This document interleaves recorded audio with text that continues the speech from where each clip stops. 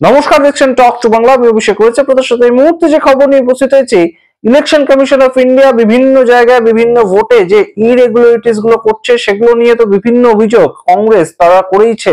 রাহুল গান্ধী অবশ্যই এই মুহূর্তে রামলীলা ময়দানে একটা বড় সড়ো আন্দোলন গড়ে তুলতে চাইছেন, কিন্তু এবারে যে ঘটনাটা ঘটলো সেটা অবশ্যই তাৎপর্যপূর্ণ দেশের ইতিহাসে। তার কারণ এই মুহূর্তে বিভিন্ন যে বিরোধী শাসিত রাজ্যগুলো সেখানে তো এসআইআর নিয়ে আন্দোলন হচ্ছে, ভোট চুরি নিয়ে আন্দোলন হচ্ছে, মানুষকে সজাগ করার কাজ চলছে, কিন্তু এবার সেই আন্দোলনটা পৌঁছে গেল চন্দ্রবাবু নাইডুর ঘরে একদম। অর্থাৎ অন্ধ্রপ্রদেশের ইউথ কংগ্রেসের যে শাখা তাদের সঙ্গে পুলিশের ধস্তাধস্তি হলো, এবং সেই ধস্তাধস্তিটা কোথাও গিয়ে সারা দেশের কাছে কিন্তু একটা অন্যরকম বার্তা দিল যে ভোট চুরি করে যে এই মুহূর্তে নরেন্দ্র মোদী সরকার তৈরি হয়েছে, কিংবা নরেন্দ্র মোদী সরকার দ্বারা পরিচালিত বিভিন্ন রাজ্য সরকারগুলো তৈরি হচ্ছে, সেটা মহারাষ্ট্র হতে পারে, হরিয়ানা হতে পারে, দিল্লি হতে পারে, বিহার হতে পারে, সমস্ত জায়গাতে এইগুলো কিন্তু আরো একবার মানুষের সামনে আনা যাচ্ছে। অর্থাৎ বিহার জিতে গিয়েছে ভারতীয় জনতা পার্টি কিংবা এনডিএ, তার মাধ্যমে যে সমস্তটা মানুষের মন থেকে তারা ভুলিয়ে দিতে পারবে ভোট চুরি সম্বন্ধে, সেই প্রেক্ষাপটটা কিন্তু কংগ্রেস ছেড়ে রাখছে না। এবং ইতিমধ্যেই আপনাদের গুরুত্বপূর্ণ আপডেট দিই যে কেসি বেণুগোপাল, তিনি অত্যন্ত কাছের, কংগ্রেসের অত্যন্ত কাছের একজন মানুষ এবং মুখপত্র হিসেবে কাজ করেন। সেই কেসি বেণুগোপাল সম্পূর্ণ জানিয়ে দিয়েছেন অফিসিয়ালি যে আগামী 14ই ডিসেম্বর দুপুরবেলা 1:30টার সময় রামলীলা ময়দান, দিল্লি রামলীলা ময়দানে মানুষ যুক্ত হবেন এবং সেইখান থেকে একটা মিছিল বেরোবে ভোট চুরির বিরুদ্ধে। সমস্তটা অত্যন্ত গুরুত্বপূর্ণ আপডেট, শেষ অব্দি শুনুন এবং অবশ্যই তার আগে talk to Bangla YouTube channel থেকে সাবস্ক্রাইব করুন, এই ভিডিও দেখুন শেষ অব্দি স্কিপ না করে। আপনারা জানেন যে ভোট চুরি অত্যন্ত গুরুত্বপূর্ণ একটা ইস্যু হয়ে গিয়েছে এই মুহূর্তে সারা ভারত জুড়ে, এবং ভারতের মানুষ কোথাও গিয়ে এটা বিশ্বাসও করছেন যে ভোট চুরির মাধ্যমে একটা অ্যালায়েন্স কিংবা একটা সরকার বারংবার বিভিন্ন রাজ্যে জয়লাভ করছে। সেটা মহারাষ্ট্রের ক্ষেত্রে হতে পারে, হরিয়ানার ক্ষেত্রে হতে পারে, বিহারের ক্ষেত্রে কিংবা দিল্লির ক্ষেত্রে। মানুষ কিন্তু এই মুহূর্তে বিভিন্ন ধরনের প্রশ্ন করছেন সোশ্যাল মিডিয়া থেকে, একদম পাড়ার চায়ের দোকান সমস্ত জায়গাতেই আপনারা এই বিষয়টা অন্তত কমন হিসেবে দেখতে পাবেন যে ভোট চুরি প্রসঙ্গে মানুষ কথা বলছেন। অর্থাৎ রাহুল গান্ধীর যে এজেন্ডাটা ছিল তার দীর্ঘ রাজনৈতিক ক্যারিয়ারে সমস্ত কিছু মেলালেও তিনি সবচেয়ে বেশি সফল যে জায়গাটায় যে ভোট চুরি করছে ইলেকশন কমিশন, এবং সেটা বিজেপির স্বার্থে বিজেপির কথা অনুযায়ী করছে, সেটা ইনজেক্ট করতে পারা মানুষের মধ্যে। এবং মানুষ এই মুহূর্তে কথা বলছে, বিহারে ভোট হেরে গেলেও মানুষ এই মুহূর্তে ভোট চুরি নিয়ে কথা বলছে। এবং বহু মানুষ কিন্তু বলেন যে বিহারে যে বেশি পরিমাণ পোলিংটা এবারে হলো প্রায় 67%, সেটার কারণ অনেক ক্ষেত্রে এই ভোট চুরি প্রসঙ্গটা মানুষের মধ্যে ঢুকে পড়া।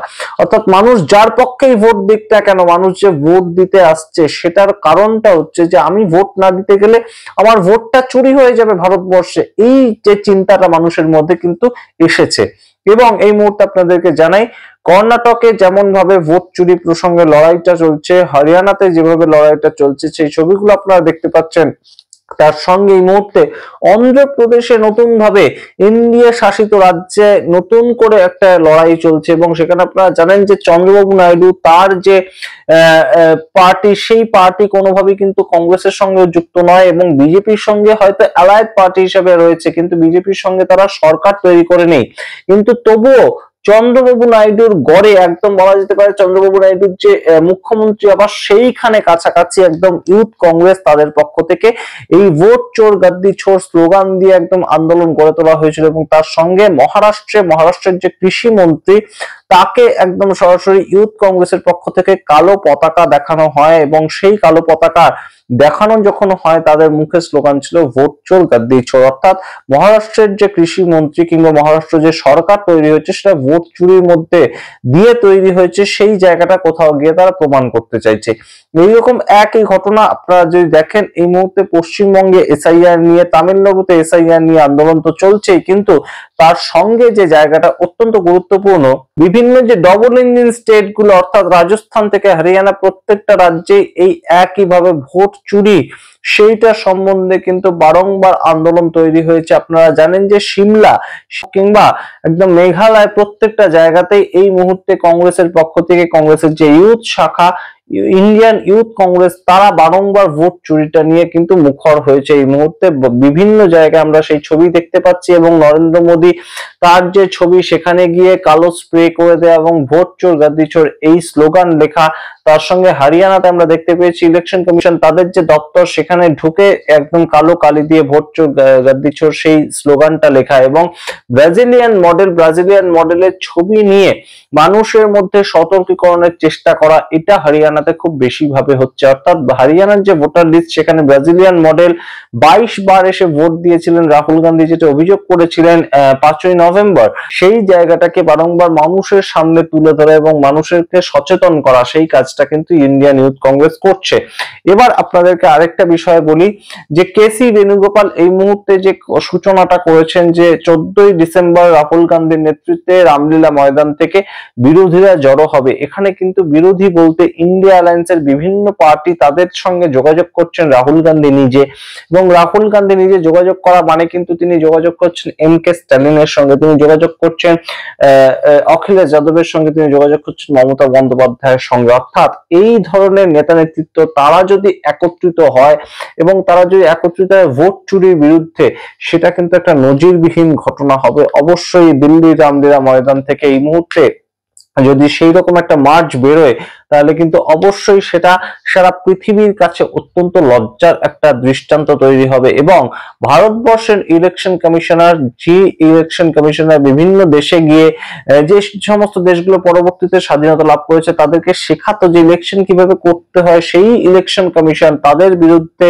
সম্পূর্ণভাবে যে এসআইআর এর বিরুদ্ধে আন্দোলন তৈরি হচ্ছে, কিংবা তাদের কার্যকলাপের বিরুদ্ধে এইভাবে ভোট চোর গাদ্দি চোর স্লোগান তৈরি হচ্ছে। অর্থাৎ সামগ্রিকভাবে ভারতবর্ষে যে সরকারটা তৈরি হয়ে আছে, সেই সরকারটা ভোট চুরির মাধ্যমে তৈরি হয়ে আছে। এই বিষয়টা যে উত্থাপিত হচ্ছে এবং এই বিষয়টা প্রমাণ করার চেষ্টা করছে বিরোধীরা, সেটা কিন্তু অবশ্যই বেশ খানিকটা নিন্দার যোগ্য হবে এবং সেই জায়গাটা কিন্তু অবশ্যই কাঙ্ক্ষিত নয় সারা দেশের জন্য। এবার আপনাদেরকে আর একটা পার্সপেক্টিভ বলি, সেটা কিন্তু যে ইলেকশন কমিশন এই মুহূর্তে এখনো পর্যন্ত বিহারের যে ভোটটা তারা তাদের মতন করে পরিচালনা করেছে। তারা ইলেকশন কোড অফ কন্ডাক্ট সেটাকে যে ভারতীয় জনতা পার্টি মানেনি, সেটা নিয়ে তারা কোনো ব্যবস্থা গ্রহণ করেনি। অর্থাৎ ইলেকশন কমিশন অফ ইন্ডিয়া তারা যদি তাদের মতোই চলে, তাহলে এই যে আন্দোলনগুলো সেগুলো করে লাভটা কি? এই আন্দোলনের বিনিময়ে যদি কংগ্রেস ভাবে যে পরবর্তী বিভিন্ন রাজ্যের ক্ষেত্রে তারা জয়লাভ করবে, সেটা কিন্তু কখনোই হবে না। তার কারণ ইলেকশন কমিশন অফ ইন্ডিয়া তারা তাদের মতোই চলবে এবং মানুষের মধ্যে যতই ভোট চোর গাদ্দি চোর স্লোগানটা ছড়িয়ে পড়ুক না কেন, মানুষ এর ভিত্তিতে ভোট দেবেন না। অন্তত এই জায়গাটা কিন্তু কংগ্রেসকে বুঝতে হবে। অর্থাৎ ভোটে উত্তরণ পাওয়ার জন্য এইটা কিন্তু যথেষ্ট নয়। এবার আপনাদের আরেকটা বিষয় বলি যে তেলেঙ্গানা কিংবা কর্ণাটক এই রাজ্যগুলোতে তো কংগ্রেসের সরকার চলছে, তাহলে কি কংগ্রেস সেই ক্ষেত্রে ভোটে বয়কট করবে? তা তো করবে না। তাহলে ভোটে যেখানে তারা অংশগ্রহণ করবে সেইখানে একদম ভোট চোর গাদ্দি চোর কিংবা ভোটে ইরেগুলারিটিস হচ্ছে কিংবা ভোট চুরি হচ্ছে, সেইটা যদি তারা বারংবার তোলে প্রসঙ্গটা, তাহলে দেশের মানুষের কাছে একটাই প্রশ্ন আসবে, তাহলে কর্ণাটকের ভোট কিংবা তেলেঙ্গানার ভোট সেখানেও কি চুরি করে কংগ্রেস সরকার তৈরি করেছে? আপনারা সামগ্রিক রিপোর্টের ভিত্তিতে কি মনে করেন? অবশ্যই কমেন্ট বক্সে কমেন্ট করুন। দেখতে থাকুন টক টু বাংলা। অবশ্যই টক টু বাংলা ইউটিউব চ্যানেলটিকে সাবস্ক্রাইব করে দিন। ধন্যবাদ।